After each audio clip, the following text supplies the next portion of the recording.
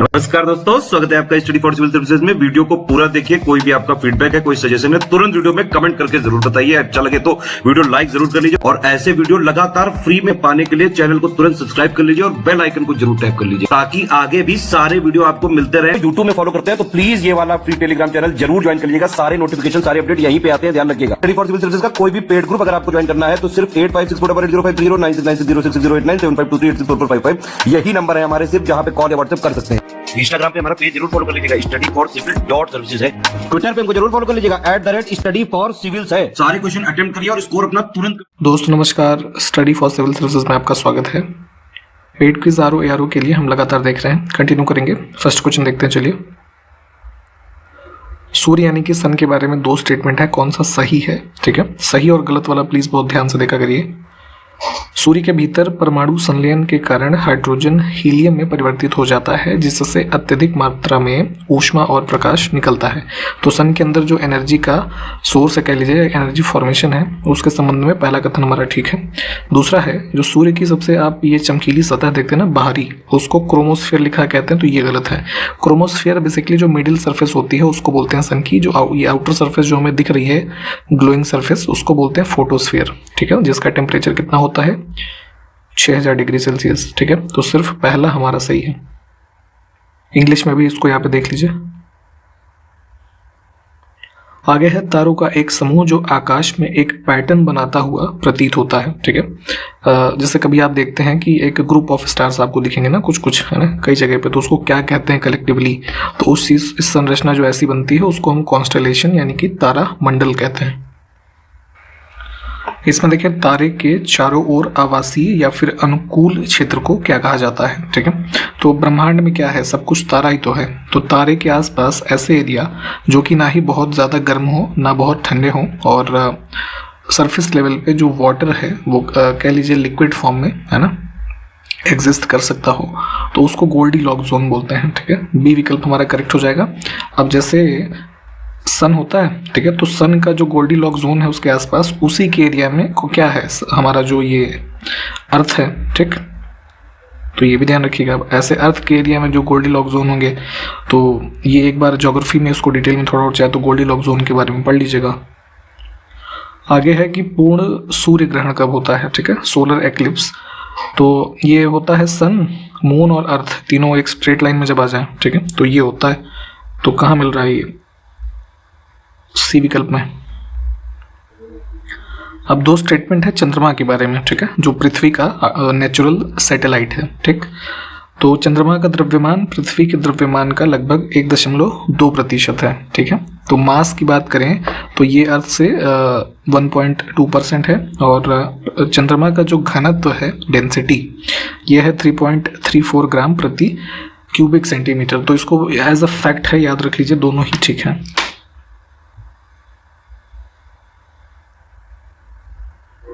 अब देखें, पृथ्वी के आकार की तुलना में निम्नलिखित में से कौन सा सबसे बड़ा ग्रह है?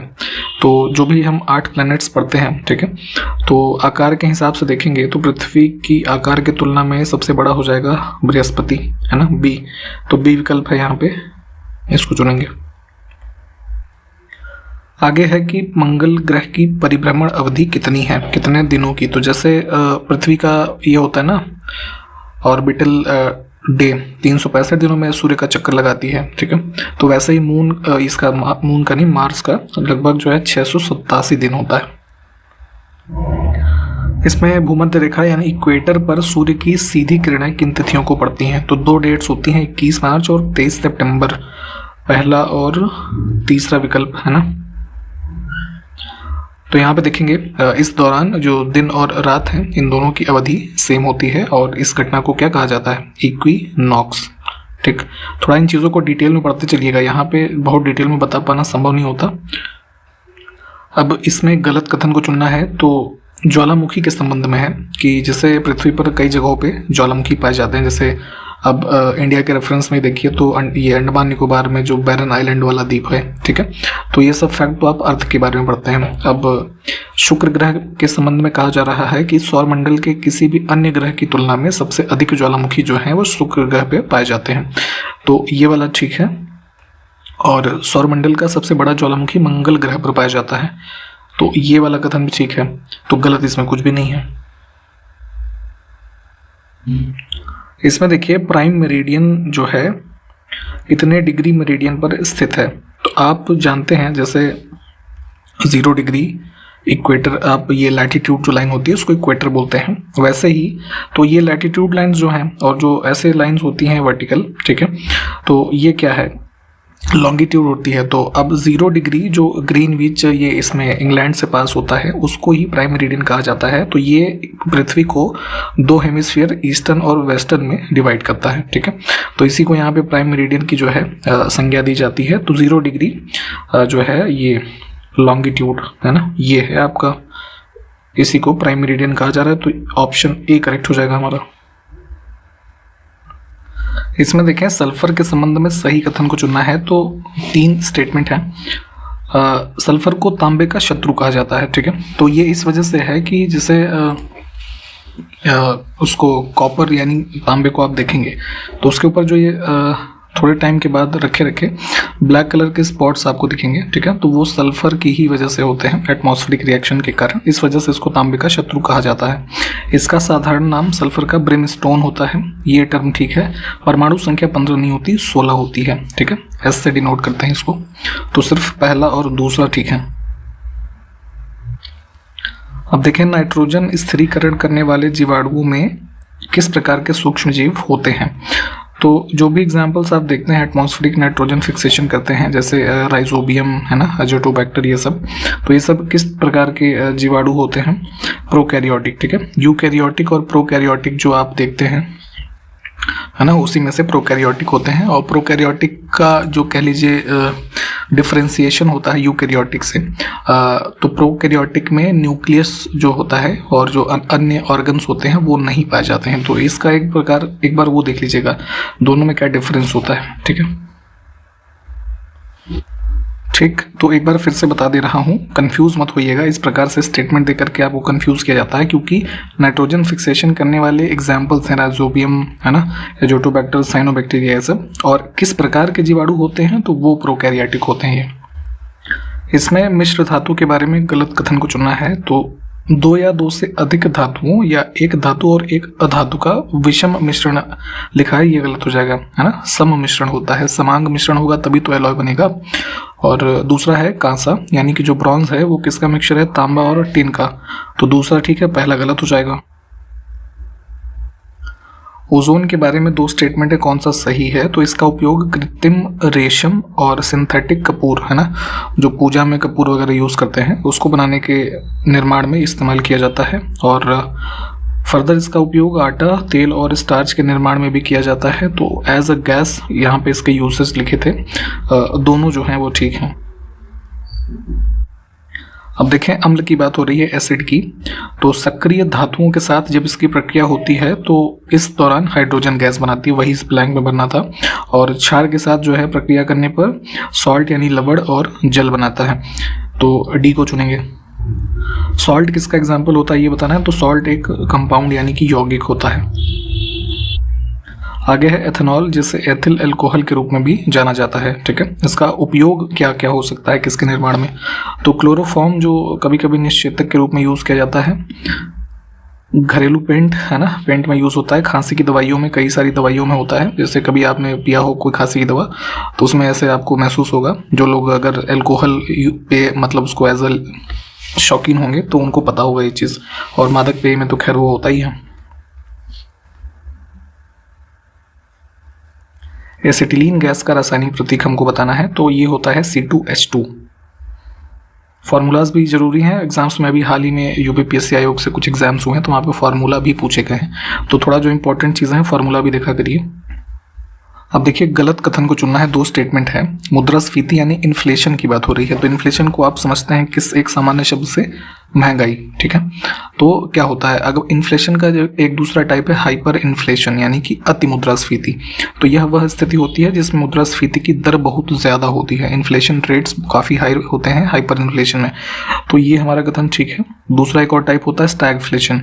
स्टैगफ्लेशन में क्या होता है, कि स्टैग्नेंट होती ना कोई चीज़, मतलब कह लीजिए अवरुद्ध है, रुकी हुई है, एक कॉमन ग्रोथ उसकी बहुत नहीं हो रही है ना। तो वही यहाँ पे कहा जा रहा है कि स्टैगफ्लेशन में एक ऐसी स्थिति होती है जिसमें मुद्रास्फीति की दर अधिक होती है और आर्थिक विकास जो है वो धीमा होता है, यानी ना के बराबर होता है, और बेरोजगारी अधिक होती है। ठीक है, तो ये स्टैगफ्लेशन की कंडीशन है। दोनों हमारे ठीक हैं, इसमें गलत कुछ भी नहीं है। देखिए, एक डिवैल्यूएशन का कॉन्सेप्ट होता है ना, मुद्रा का डिवैल्यूएशन करते हैं, अवमूल्यन। आपका जो रेट है उस रेट को इंटरनेशनल मार्केट के रेफरेंस में कम किया जाता है। ऐसा उस कंडीशन में होता है जब आपका प्रोडक्शन कॉस्ट किसी प्रोडक्ट का हाई होता है।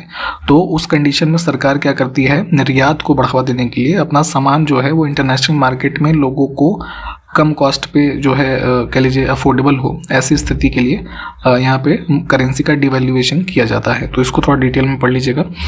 ये ऑप्शन फिलहाल करेक्ट है। MSME, माइक्रो स्मॉल और मीडियम एंटरप्राइजेस, जो हमारे एंटरप्राइजेस होते हैं भारत में, उनके डेवलपमेंट का एक एक्ट बनाया गया था पार्लियामेंट के द्वारा 2006 में, वही यहाँ पे पूछा गया है। इनकी नई डेफिनेशन क्या होगी वो दी गई थी कोरोना टाइम पीरियड में 2020 में, इसको भी ध्यान रखिए। देखिए यहाँ पे एक क्वेश्चन ही आ गया अभी जो आपको बताया गया कि नवीनतम वर्गीकरण, यानी कि माइक्रोस इंडस्ट्री क्या होगी, उसमें इन्वेस्टमेंट और टर्नओवर का क्या क्राइटेरिया होगा, स्मॉल में क्या होगा, मीडियम में क्या होगा, ये सब जो है पहले भी बताया गया आपको अलग अलग, 2020 में इसको दिया गया था। भारत के विदेशी मुद्रा भंडार में शामिल क्या क्या होता है, तो जो फॉरेक्स रिजर्व होता है RBI के संरक्षण में, ये इसमें देखेंगे तो विदेशी मुद्रा संपत्ति यानी कि फॉरेन करेंसीज जो हैं उसके एसेट्स कुल, गोल्ड के जो स्टोरेज होते हैं, SDR राइट्स यानी विशेष आहरण अधिकार, स्पेशल ड्राइंग राइट्स जो IMF के अंतर्गत होते हैं, इसको पढ़िएगा अलग से एक बार, ये भी होता है। और IMF में जो रिजर्व होती है ना किसी मतलब देश की रेफरेंस में, reserve position with IMF, French बोलते हैं इसको, ये भी होता है। अब इसमें जो है 4 स्टेटमेंट हैं, सही को चुनना है। तो गजनी वंश के बारे में बात की जा रही है। तो भारत में आप जो तुर्कों का आक्रमण देखते हैं 2 चरण में होता है। तो फर्स्ट हाफ में कह लीजिए महमूद गजनवी और दूसरे में मोहम्मद गोरी। ठीक है, तो उसी के संबंध में ये गजनवी या फिर गोर वंश जो है, तो इसके यहाँ पे जो हायरार्की है पूरी, उसके रेफरेंस में यहाँ पे 4 स्टेटमेंट है कि गजनी वंश का संस्थापक अलप्तगीन था, और जो है कह लीजिए उसको एक तुर्की दास था ये। ठीक है, और अलप्तगीन का उत्तराधिकारी गुलाम पिराई हुआ, गुलाम पिराई का उत्तराधिकारी सुबुक्तगीन हुआ, और उस सुबुक्तगीन जो था वो महमूद गजनवी का पिता था। ठीक है, तो ये 4 स्टेटमेंट जो है वो ठीक है। तो बेसिक लेवल पे यहाँ पे देख लीजिए, बाकी डिटेल में थोड़ा इसको पढ़ लीजिएगा। अब गजनवी के दरबार में जो विद्वान थे उसमें से कौन दर्शन शास्त्र का विद्वान था, तो ध्यान दीजिएगा फिलॉसफी का स्कॉलर था, ये फराबी नाम था इसका। अब गजनवी के द्वारा पंजाब का गजनी साम्राज्य में विलय किस वर्ष में किया गया, तो पंजाब का रीजन एनेक्स किया था इसने लगभग 1022 AD में। अब गजनी के प्रसिद्ध इतिहासकार अल बरूनी द्वारा लिखी गई एक किताब जिसका नाम है किताबुस सैयदना, इसका नाम देख लीजिएगा। तो इसका मतलब ये किस चीज़ पे किताब लिखी गई, इसकी विषय वस्तु क्या है, तो मेडिसिन की किताब थी ये, दवा की। अब इसमें देखें कौन सी घटना तराइन के प्रथम युद्ध का कारण बनी थी, तो 1191 में आप देखते हैं तराइन का प्रथम युद्ध होता है मोहम्मद गोरी और पृथ्वीराज तृतीय के बीच। तो इससे पहले एक जो है पंजाब में भटिंडा का जो रीजन है, तो गोरी ने यहाँ पे एक अभियान किया और ये तबर हिंद का किला था जिसको जीता था 1188 AD में। ठीक है, तो ये मुख्य वजह थी जो है आगे चल करके तराइन के प्रथम युद्ध के होने की। अब दिल्ली सल्तनत की बात करें तो बलबन जब सुल्तान बना तब उसने कौन सी उपाधि धारण की थी, तो आप जानते हैं इसको गयासुद्दीन बलबन कहा जाता था, तो गयासुद्दीन की टाइटल इसने जो है अडॉप्ट की थी।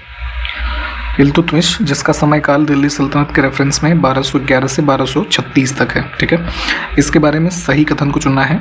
तो दिल्ली सल्तनत का वास्तविक संस्थापक इसको माना जाता है ना, तो ये कथन हमारा ठीक है। कुतुबुद्दीन ऐबक वगैरह जो पहले थे, लेकिन वास्तविक संस्थापक के रूप में इल्तुतमिश को माना जाता है। और इक्ता प्रणाली की शुरुआत और इसे वंशानुगत बनाने का कार्य भी जो है इल्तुतमिश ने किया। आपको पहले भी कई बार मैं खुद बता चुका हूँ इक्ता प्रणाली क्या होती है, ये आप कमेंट करके जरा बताइए तो शॉर्ट में कि क्या होती है।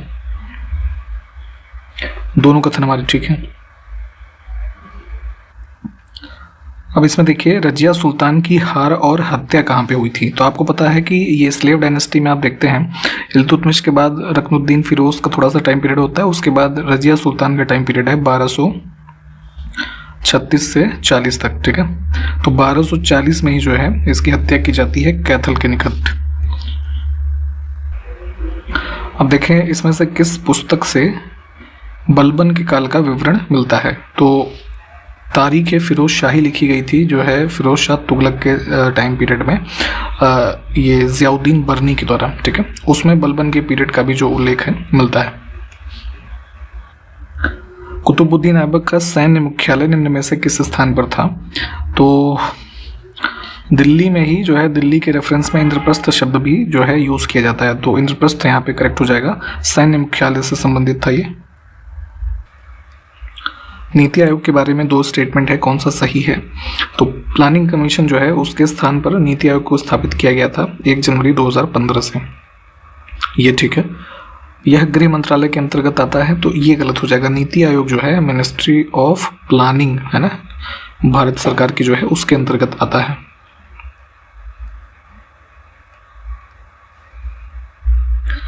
इन विकल्पों में जो कार्य दिए हुए हैं कौन से नीति आयोग से संबंधित है। नीति आयोग का फंक्शन है कि जो सहकारी संघवाद यानी कि जो फेडरलिज्म है भारत में, उसके संबंध में जो कार्य हैं वो नीति आयोग करता है, ठीक है।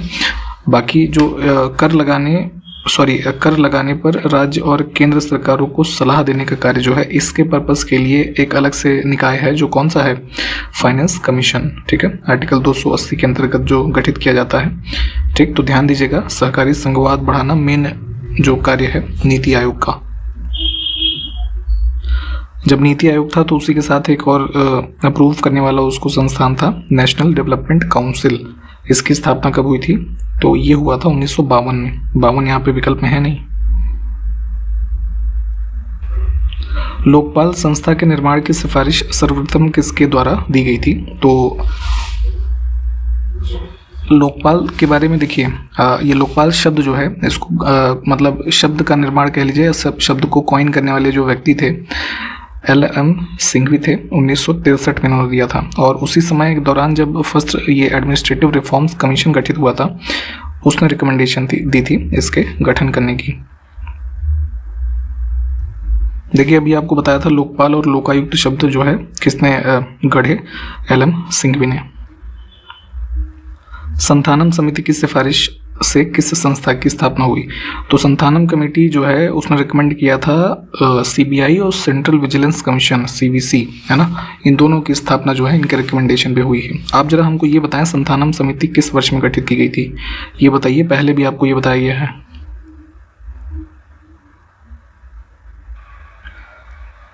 किस आयोग ने मौजूदा पंजाब राज्य को विभाजित किया और भाषाई आधार पर हरियाणा के नए राज्य की सीमाओं का निर्धारण किया। तो इस रेफरेंस में शाह आयोग जो है इसको गठित किया गया था। JC शाह करके थे, जस्टिस JC शाह, उनकी अध्यक्षता में वर्ष 1966 में, है ना। अब है कि केंद्रीय सूचना आयोग, सेंट्रल इंफॉर्मेशन कमीशन, है ना। इसका गठन किस वर्ष में RTI अधिनियम पारित होने के बाद किया गया था। तो RTI एक्ट आपका कब बना था, राइट टू इन्फॉर्मेशन एक्ट। अब इसमें अक्टूबर 2005 में, तो उसी एक्ट के ही प्रावधानों के तहत केंद्रीय सूचना आयोग भी जो है गठित किया गया है। आगे है कि किस वर्ष में राजनेताओं और अपराधियों के बीच सांठगांठ की जांच करने के लिए वोहरा समिति का गठन किया गया था, है ना। तो ये क्रिमिनल्स, पॉलिटिशियन और पॉलिटिकल फंडिंग में जो ये क्रिमिनल्स का पैसा वैसा लगता है, इन सब संबंध में ये कमेटी बनी थी 1993 में। कानपुर से निकलने वाली प्रसिद्ध पत्रिका प्रताप, है ना, 1910 के टाइम पीरियड में स्टार्ट की गई। तो इसके संपादक कौन थे। तो फ्रीडम स्ट्रगल के टाइम पीरियड में आपने एक नाम सुना होगा, गणेश शंकर विद्यार्थी, इनका, है ना। तो ये संपादक थे इसके। Uttar Pradesh electronics corporation limited जो है कहाँ पे स्थित है। तो ये हमारी कैपिटल में है, लखनऊ में। थारू जनजाति के लोग जो हिंदू धर्म को मानते हैं, दीपावली का पर्व जो हम लोग मनाते हैं, तो थारू जनजाति के लोग जो दीपावली का पर्व मनाएंगे तो किस रूप में मनाते हैं, ठीक है। तो वो मनाते हैं शोक के रूप में। उत्तर प्रदेश में जननी शिशु सुरक्षा कार्यक्रम है ना, जो गर्भवती महिलाएं हैं और जो न्यूबॉर्न बेबीज हैं उनके सुरक्षा के संबंध में एक कार्यक्रम चलाया था उत्तर प्रदेश सरकार ने, जननी शिशु सुरक्षा प्रोग्राम। तो वर्ष बताना है तो ये स्टार्ट किया गया था आपका 2011 में, ये मायावती जी की जब सरकार थी। किस राज्य ने 2019 में अपनी पहली कृषि निर्यात नीति की घोषणा की? तो हमारी जो उत्तर प्रदेश राज्य की एग्रीकल्चर एक्सपोर्ट पॉलिसी आई वो 2019 में आई थी।